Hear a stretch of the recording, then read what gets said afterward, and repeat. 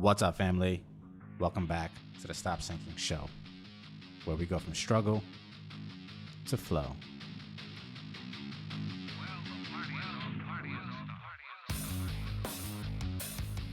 As a self-proclaimed student of success, as someone who tries to study successful people to extract some principles from that I could borrow, I've noticed the pattern that it usually circles around the basics. Advanced people never don't do the basics. It's not even that they just don't do the basics. Their success seems so far away from us because just doing the basics for the majority of people is extremely difficult. And not only do they not do them, they do them so consistently that just the idea of doing those basics is so difficult for us. And yes, when I say the basics, I mean simple but not easy things like getting your sleep right, diet right, exercise regularly, and have daily purpose towards something. One thing that this list of basics leads to is focus, which facilitates success. And when most of these things are dialed right, the nature of someone can unfold and shift from potential to reality. It gives someone who meets minimum requirements the basic possible chance and shot at actualizing their capacity. The one thing that this focus allows the most in the nature of someone who is bound for success is that they get to live out their obsessions. They get to possess what they obsess about when they just actualize their capacity by at least doing the basics. Now, what gets someone who is leaking their potential to someone who patches those holes and harnesses it is all hinged upon the standards they are willing to tolerate. Success equals ingrained intolerance. It is an obsession with growth, an allergy to atrophy, a distaste and an aversion to shrinking, to wasting, to withering, to declining in any fashion. A person of success is so intolerant to what can deteriorate their advancement that they apply all might and reason to everything, including the basics and beyond, so that nothing can deny them their shot at victory. Because success is not guaranteed, struggle is, but at least getting these things right gives you a shot at success, at victory.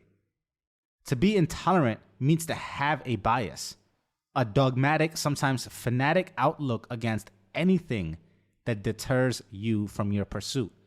This is the level of fervor, of passion that it takes to respect your self-imposed rules to execute on the basics on a daily basis. It's what it takes for you to keep your eye on the prize, or it easily can slip into mediocre execution and lowered standards. And then the gap between your capacity and your current reality widens, and you feel even more frustration to acquire the very objects of your desire that you are keeping away from yourself from your lack of consistent output. But being obsessed does not mean you expect success on your timeline. Now, that doesn't mean you have to be patient either. The saying, everything comes to he who waits, is incomplete. It's everything comes to he who hustles while he waits. That's a more complete version of that statement. Nothing is coming as a fruit of your patience unless you sow the seed of it and nurture it daily. But still, progress unfolds on its own frame of time and development. You cannot rush the building of muscle. This is where most of us fail on the basics because we push on things with intensity and try to force them to fit into our timelines and get frustrated when that doesn't happen. And any time required outside that initial expectation tends to be less passionate, less obsessed, and less consistent. We get bored because we base our pursuits off of the excitement from rewards. And naturally, in the law of diminishing returns, when the frequency of rewards becomes further and fewer between, the very thing our entire effort was hinged upon, excitement from rewards, falls apart and we fall off course. What separates people is what they hinge their effort and pursuit on, and how they behave what manifests of them when that wall of diminishing return hits. Those that hinged continual effort on what fades or declines, like rewards, will find that their effort will decelerate with it. And those that properly hinge their efforts on the contribution of just one more day towards their overarching goal will find renewed energy and reward in just the showing up for the process of it for another day. Just putting their quarter in the bank for that day. That is what allows you to expand your time horizon while bringing first day energy every day, by knowing that every deposit of that quarter means something. And others get frustrated and quit fast without that first day energy. In the gym, there are people who expect to look like someone else within a month of effort. It took you more than a month to get to your current predicament, your current skill set, your current development of each of your facilities. And it is unreasonable to expect to achieve what might have taken someone else years to achieve with your 1 month of effort, no matter how hard you are efforting. Progress has its own timetable, but you still have to show up every day. That doesn't mean be patient and sit on the couch, because progress requires the daily input for it to work towards its timetable. I myself will delay expectation and spend 90 days or a full 3 months with slight tweaks in strategy or form, or tweaks, tips, cues, or tactics, just to contribute to the gap that may have been left underworked from prior training. In a quite literal example, if I had been working for the past 3 months with the bench at 30 degrees, with the way that my bench is, I can see the 3 holes visible where I clip it in. I will spend the next 90 days with the bench at 45 degrees with 4 of those holes visible at a slightly higher incline, just to round out and fill in the possible weaknesses that I may have not addressed with prior training. And again, that means silencing my ego, simmering my expectations, picking up lighter weights that I could do with the angle I was used to, and progressing back towards a balanced strength at all angles. Slowly progressing back towards that balance.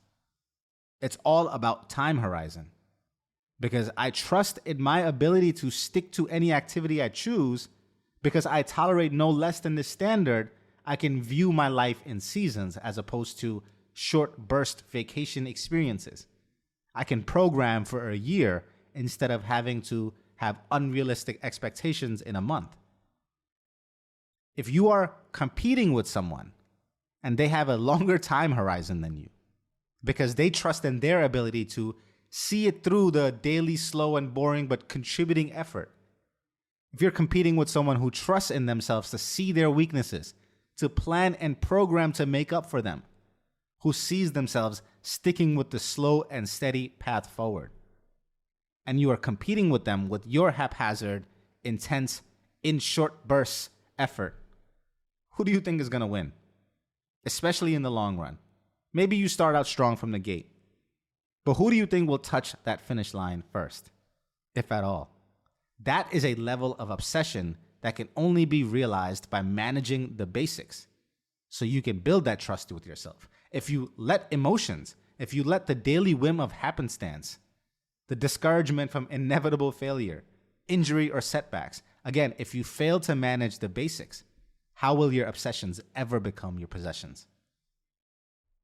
You have to get angry. You got to get angry and expect no less from yourself. You have to say to yourself, I am this. I will be this. I am obsessed with becoming this. I am this already. You have to tell yourself that often. You have to believe it. Your daily actions have to manifest that belief. You have to be downright allergic.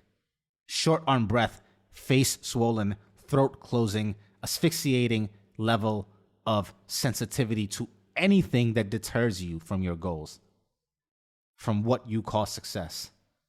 Only then can you apply all your efforts until you strain your potential till it cries and begs for mercy.